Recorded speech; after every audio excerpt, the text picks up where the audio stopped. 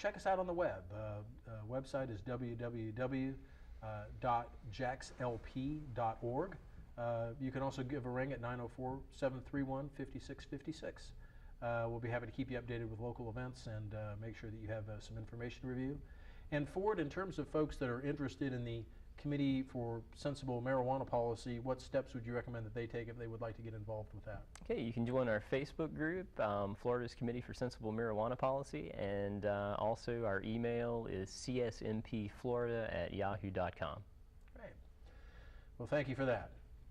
Well, you know, we've been having a lot of talks about marijuana policy and law enforcement and things along those lines, but let's switch gears just a little bit and let's get into an issue that is something that is really something I feel pretty passionately about, and it's the whole issue of medical marijuana. And we got a slide that we're going to put up around this. Yeah, as a libertarian, obviously, I take exception to the idea that a nanny state government would interfere with anything that somebody wants to use for their health, comfort, relaxation, whatever you want to call it. Libertarians, of course, believe in private property ownership. We believe that people own their own bodies, and as long as they're not harming other people, what they want to do is really their domain. Of course, talking about adults. But the issue of medical marijuana, is one that's been around for years, and we most commonly associate its use during chemotherapy. Pain relief and relaxation comes from that. The big one really seems to be it combats nausea, and for a lot of people that are undergoing chemotherapy, marijuana seems to be the one thing that allows them to keep the drugs in their system instead of becoming violently ill, vomiting, and getting the drugs out of their system. Now, there are, of course, some states that have medical marijuana laws. There was an unfortunate Supreme Court decision a few years ago, Gonzalez versus Raich, that asserted that under the guise of the Commerce Clause that the federal government had the right to regulate these medical marijuana things and even enforce marijuana laws in states that have medical marijuana laws. So I do want, from a legal perspective, I want your commentary on that a little bit. But I think the thing that really makes this such a big issue for me is that, you have a bunch of do-gooding bureaucrats who want to override what individuals think is best for their health. I mean, you're talking about a lot of times people that are terminally ill. This is one thing that can provide them palliative relief, but yet you have bureaucrats quoting white paper studies that say it doesn't work and things like that. Well, maybe it works for this one person. Maybe it's even a placebo effect. Who knows? But what right does the government have to interfere with somebody at that stage of their life in terms of something that can actually bring them some relief or some comfort?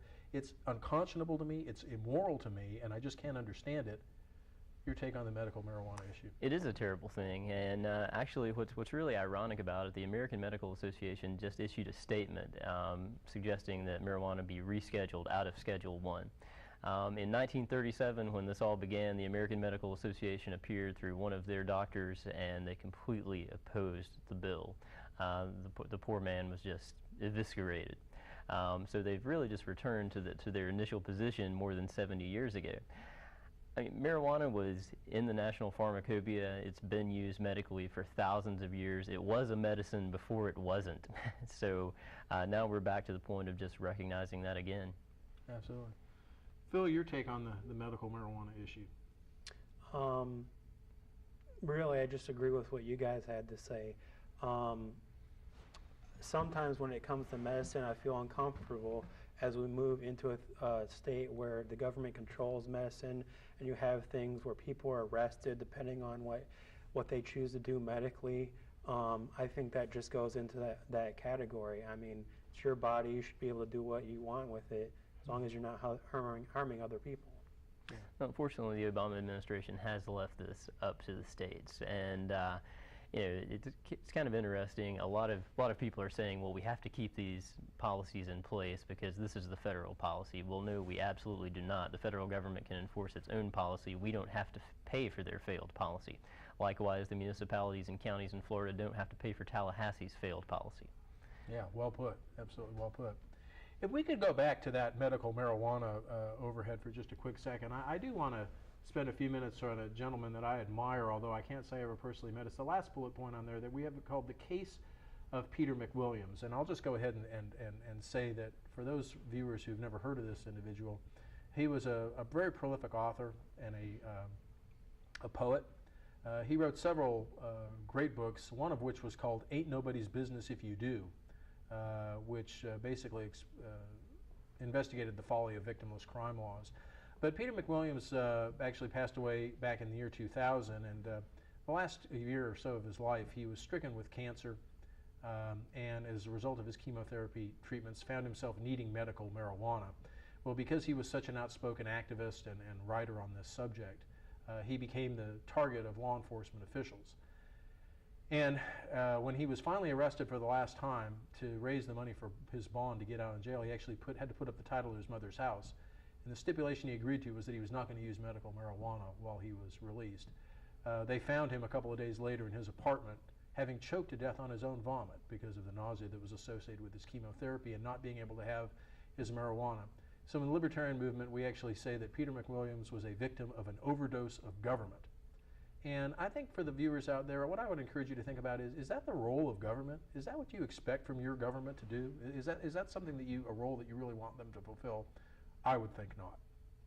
Well, we have one more overhead that we're going to go to, Ford and Phil, and it's an interesting slide. I put it up here. It's called The Case for Industrial Hemp. And for those folks that aren't familiar with hemp, it's a variety of the cannabis plant. It's been harvested for 12,000 years. That's a pretty long time. It's been identified as producing over 25,000 environmentally friendly products. It's grown in 30 industrialized nations. It's recognized by both NAFTA and GATT in terms of trade agreements, in terms of actually being a legitimate commodity. But it's forbidden to be grown in the USA unless you have a federal license, which is very difficult to get. Ford, it's a very interesting topic because this plant actually can be used to make clothing, it can be used to make paper. My understanding is it requires much less water, pesticides, et cetera, but yet we're in the dark ages compared to the rest of the world in terms of harvesting this plant. We are indeed. I mean, it's just protectionism for the pulp mill industry. This would completely wipe it out. We could leave all these trees standing, more efficiently make paper and a lot of other products. Yeah. Phil, are you familiar with this war on hemp that's gone on over the years? I mean, is it something that strikes you as being kind of odd?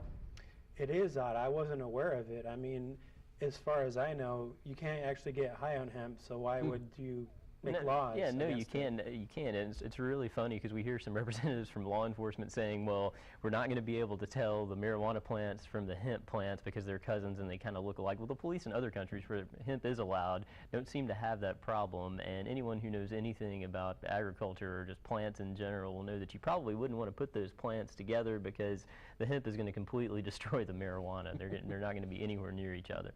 So it's a red herring. It really is. It's a misrepresentation of this plant and just trying to ascribe many of the negative factors that have been imputed to marijuana.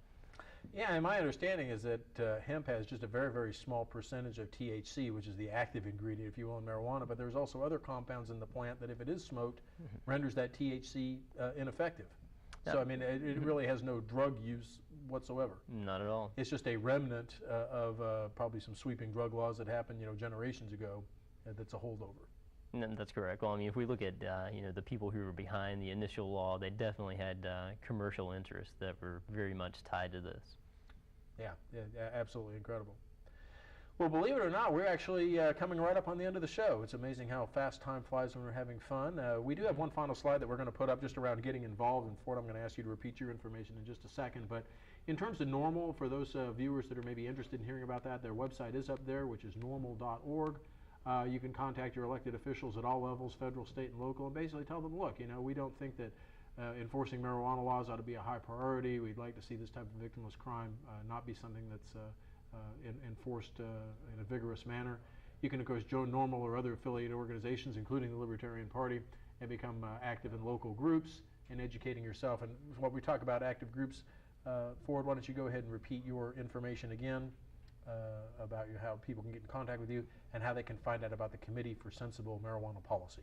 Okay, you can join our Facebook group, Florida's Committee for Sensible Marijuana Policy, or contact us at csmpflorida@yahoo.com. Fantastic. And Phil, why don't you remind the viewers again about some of the local libertarian events and things that they can do?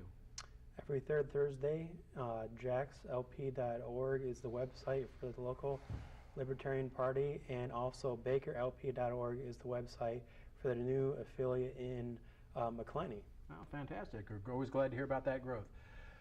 Again, folks, we thank you very much for tuning into this edition of the Libertarian Perspective.